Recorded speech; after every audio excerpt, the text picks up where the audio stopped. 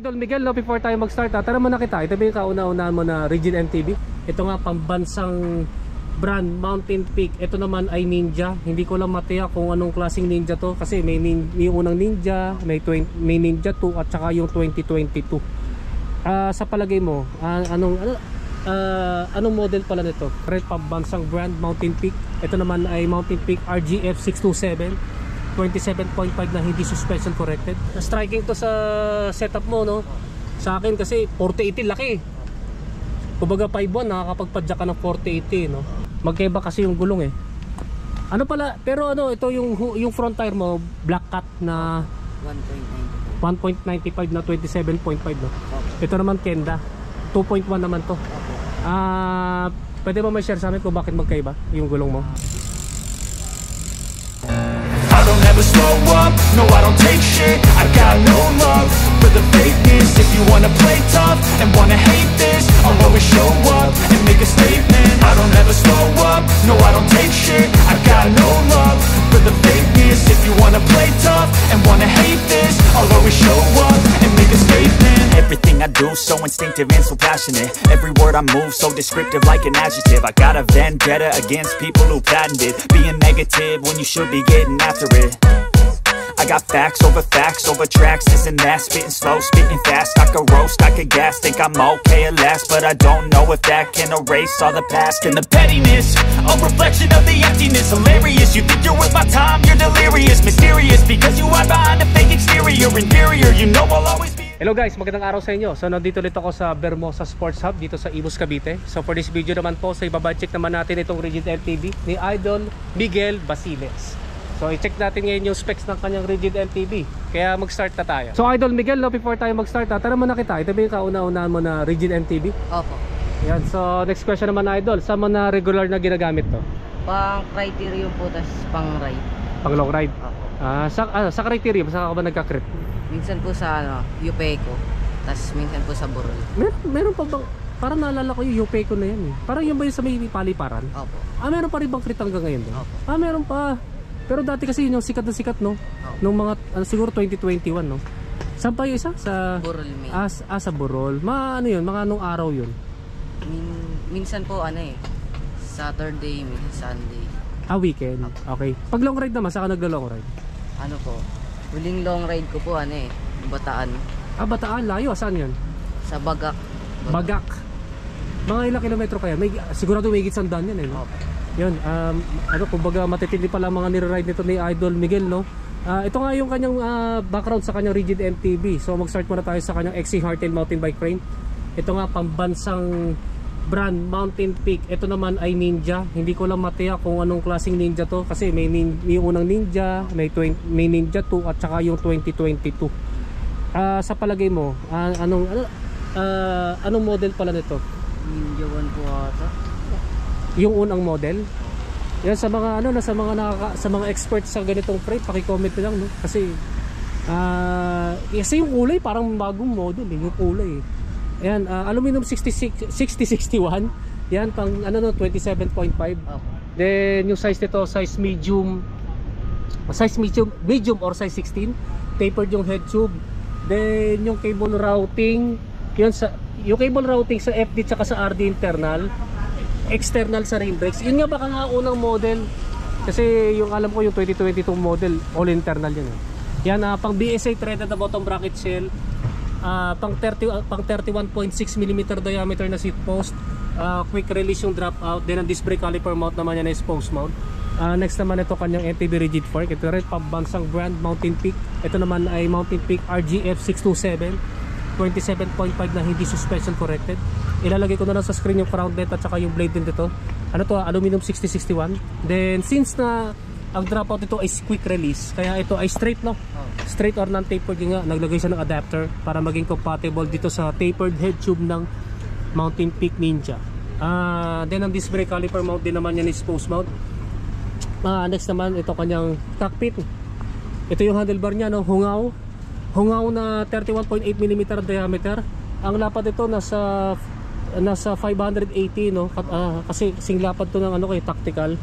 Then tignan natin. Straight, no? Walang back sweep. Walang back sweep. Next naman, anong brand ng grips mo, idol? Unbranded? Unbranded po. Yan, unbranded daw ito na may palm rest, no? Pero ano na, mukhang magre-retiro na, no? Pero okay pa naman, malambot pa naman. Nawala lang yung parang grooves eh, no? Ayan, so next naman ito kanyang stem. Ito yung wake na aluminum na 100 to, no? Opo. 100mm ang haba. Negative 70. Yun, negative 17 degree. Curious lang ako, no? Anong height mo? 5'1". 5'1"? Sa 5'1", parang masyado mahaba to. Pero okay naman sa'yo? Opo, ano. Sa bagay, ilang taon ko lang ba? 14 years. Bata pa, no? Tatangkad ka pa niyan. Kaya sakto lang to, no? Tatangkad ka pa eh. Next naman ito kanyang tapered headset, Mountain Peak na silver rings. Yung kanyang seat clamp, ito yung in-speed na aluminum na Allen type, 34.9mm ang diameter. Ito yung seat post mo, galing sa stock ng Trings, no? Na nilagay mo dito.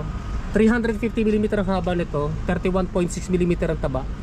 Na setback na may single bolt clamping system.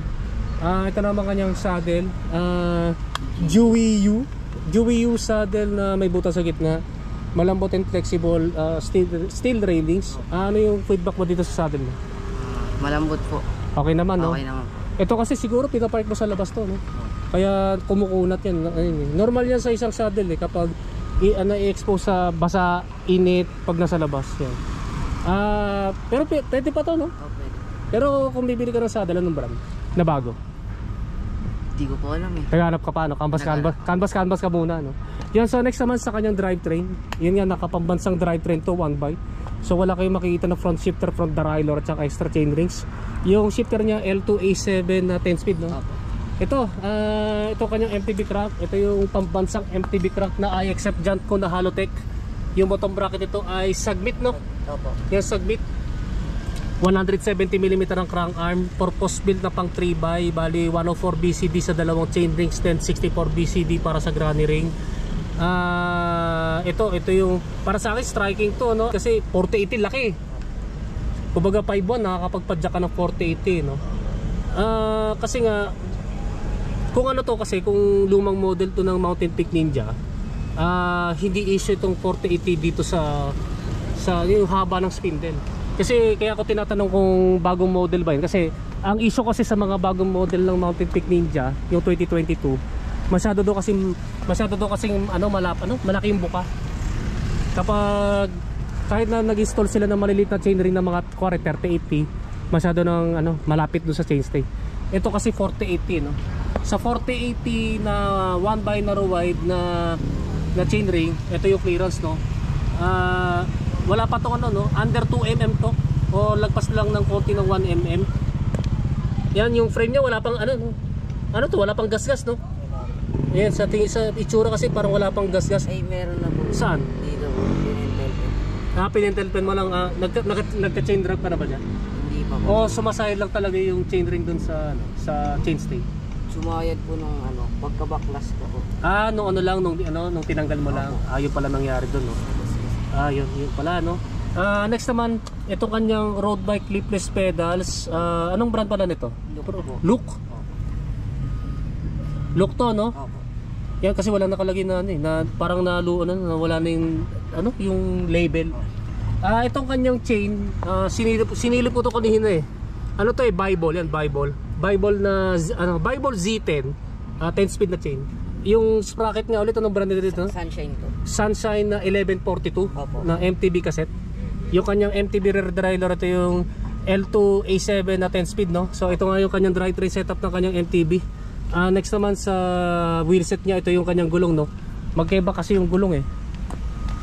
Pero ito yung front tire mo, black cut na 1.95 na 27.5, no? Okay. Ito naman Kenda, 2.1 naman to. Okay. Pwede ba may share sa amin kung bakit magkaiba yung gulong mo? Kasi po yung itong Kenda na 2.1, bigay lang po sa akin. Ito yung original. Po. Pero yun. Po may naman ako, may gulong na po ako sa bahay. Hindi ko pa lang po nakakabit. May pamalit na, no? Maganda kasi mga 2.1, 2.2 dito sa bike mo kasi para tumaas eh, para hindi na prone sa pedal strike. Kasi medyo nalilitan ako sa 1.95 na gulong. Yan, so next naman ito kanyang MTB rims. Ito yung Submit Brooklyn, no? Opo. Yung Submit Brooklyn na aluminum double wall and 32 holes. Yung spokes and nipples mo Ragusa po. na stainless steel, no? Itong hubs mo, Ragusa lang din po. anong model ito? Pwede ba makita natin kung anong Ragusa to? Pahawak na ng saddle mo. Para malaman ko. Yun, Ragusa R200. Opo. Ragusa R200 na ilang poles to, idol? 3 poles lang. Ayun, 3 poles, kasi type of prehab body, seal bearings, no? Opo. Yung check natin yung tunog nito, idol, kapag naka free wheel. Yan guys, so yun yung tunog ng Ragusa R200 MTB hubs kapag naka free wheel. Yan, okay na, no? Then last na lang sa kanyang brake set. Ito yung Shimano M315. Yan, Shimano M315 na hydraulic brakes and dual piston. Last na lang sa kanyang rotors. Yan, tignan natin, idol, yung rotors mo. Ragusa R200 din pala, no? Opo. Ragusa R200 na 160 mm ang diameter, harap tsaka likuran, parehas na fixed type and bolt type disc brake rotors. So idol, Miguel, may idea ba kung magkano yung total cost nito? Nasa ano po, 15. 15. Yun, 15,000, no? Yun nga, ito nga yung Mountain Peak Ninja Rigid MTB ni Idol Miguel Basiles. Yan guys, no, na-budget na natin tong Mountain Peak Ninja Rigid MTB ni Idol Miguel Basiles. So kung meron kayong tanong regarding dito sa kanyang Rigid MTB, i-comment na lang ninyo sa comment section down below. So Idol, mag-shoutout ka na. Shoutout po sa team ko na Team SSCN. Shoutout po kay Paulo Posto, Dave Rivera, tsaka James Anthony. Kailan yung Nueva?